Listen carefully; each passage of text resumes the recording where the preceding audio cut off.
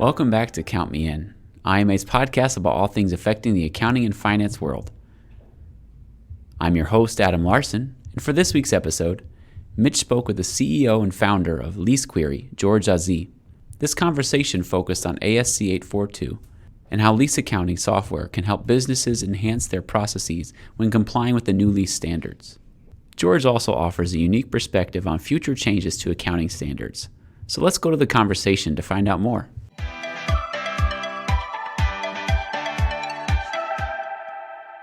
I know FASB has issued new standards pertaining to leases recently. What triggered these accounting changes? Well, Mitchell, thank you so much for having me. Essentially, it all begins and ends with transparency, right? Essentially, the boards, FASB and ISAB, are concerned with making liabilities, which by definition mean obligations to make payments at some future time, making these liabilities actually be reflected on the balance sheet. Under current GAAP and under current IFRS, what we have, most leases are classified as operating leases, and these leases are not reflected on the balance sheet as liabilities.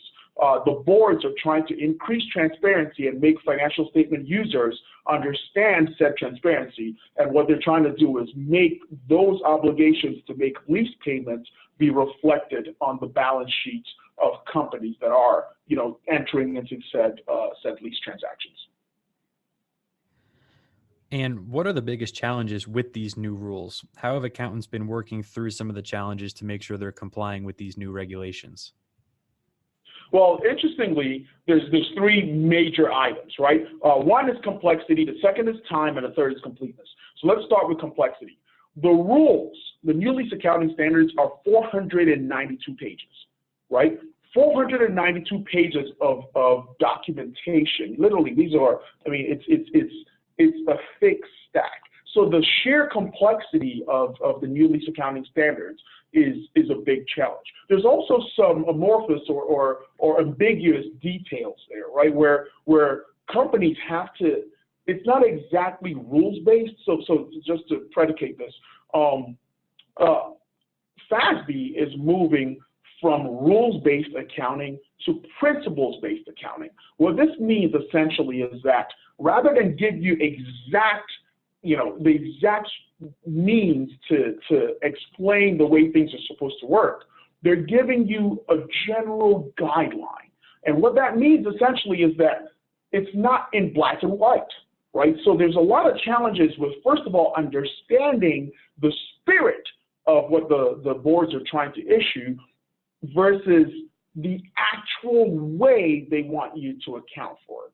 Right? So the sheer complexity of this standard is a big challenge. The second thing is how much time it takes to comply, right? There's a lot of things that you'll have to go through. Think about a large global corporation or even a small one. Think about the people that are within that organization that need to take part in the requisitions process, which leasing falls under. Right? It could be someone in legal, it could be someone in purchasing, it could be someone in supply chain, it could be someone in accounting, right? There's so many people that any particular leasing transaction could go through. And as such, if you want to capture your entire lease portfolio, these are the individuals or the departments, accounts receivable, accounts payable. I'm sorry, not accounts receivable, but accounts payable. These are the different departments that you have to actually hit.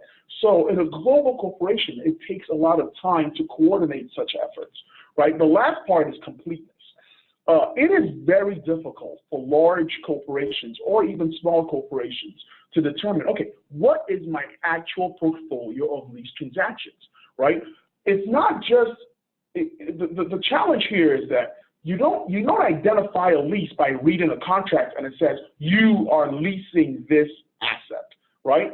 There's different things that could be deemed a lease, but in the contractual terms, it never states that it's a lease, right? So companies have this challenge where they have to look at all their contractual obligations to determine, okay, do I have a lease? Is this a lease that should be complied with under topic 842? 842 is the new lease accounting standard.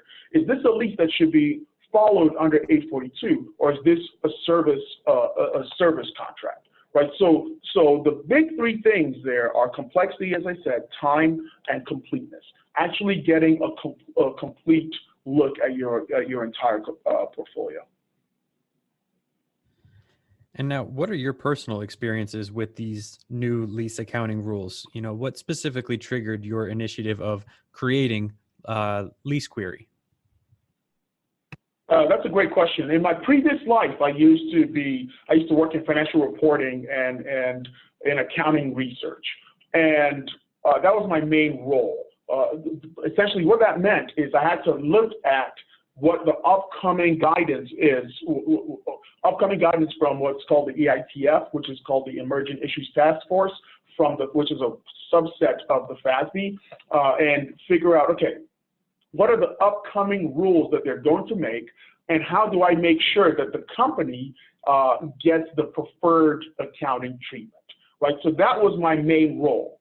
Now, in the same company, the company had they changed auditors, and they went from one Big Four firm to another. And the new auditor said, okay, we're going to take a deeper dive into the financials. And what they did was they looked at every single area that they deemed risk-worthy, and one of the areas they looked at were leases. Well, they tested 10 of the leases, and 10 out of 10 of them were wrong. They tested another 10, and 10 out of 10 of them were wrong. So basically, they were batting, 0 out of 20, which obviously, is below the Mendoza line. So essentially, what happened there is they had to go through and figure out, okay, how do we account for leases in a global corporation? And the chief accounting officer tasked me with teaching the different controllers, and said this was a global organization, how to account for leases. Well, the challenge there was this was accounting for leases under the current lease standard, which was relatively simple, right? The previous lease standard was topic 840, right? The new standard is 842. So this was accounting for under the easier method, which is 840.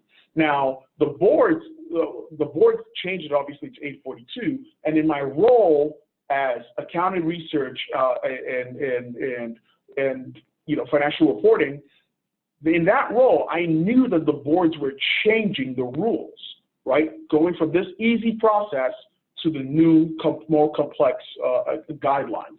And so I figured, well, if as a company, they were having challenges applying easy 840, then by God, when the new rules come and change, then it's going to be a huge headache for them, right? Once again, batting 0 out of 20 under current guidelines, when it becomes more complex, then it's going to be a big headache. So that was kind of what triggered, my I guess going down this rabbit hole of solving this very difficult problem. So that's my experience with it. I used to be an accountant that was faced with this problem, and so our solution, LeaseQuery, is literally focused on solving this problem primarily for accountants. It's an accounting problem, and as such, you need accountants who have experience with it to solve it. Now, I understand, in addition to these challenges, there are also some hidden benefits that kind of come along with the new lease standards. So what exactly are you doing at LeaseQuery to enable accountants to unlock these benefits? Well, that's an excellent question. Everyone sees this as a burden, but then within every burden lies opportunity, right? And the opportunities here are tremendous.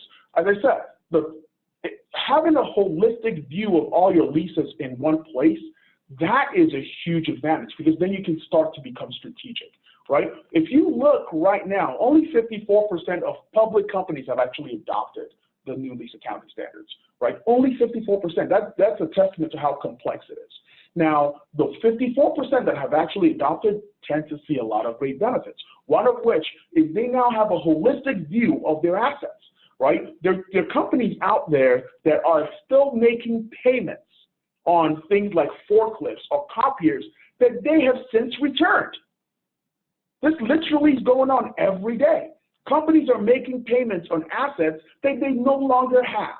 Our software helps them identify this and make sure that, hey, you have a complete inventory of the leases that you do, of the assets that you are currently in possession of, right? We saved a client $275,000 in tenant improvement allowances that they were supposed to receive that they never did, right? There are payment changes that you have to rely on the landlord for, which is, CAM, for instance, common area maintenance.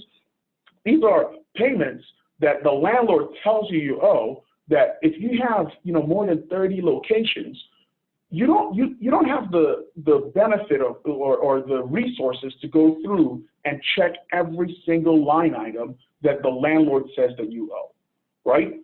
Our software, once you put that the lease terms in there, if the landlord tells you an amount that is different from what the contractual agreement posits, then essentially our software will flag it. So these are all benefits that our clients are currently seeing, right? And you can tell from the reviews if you go online.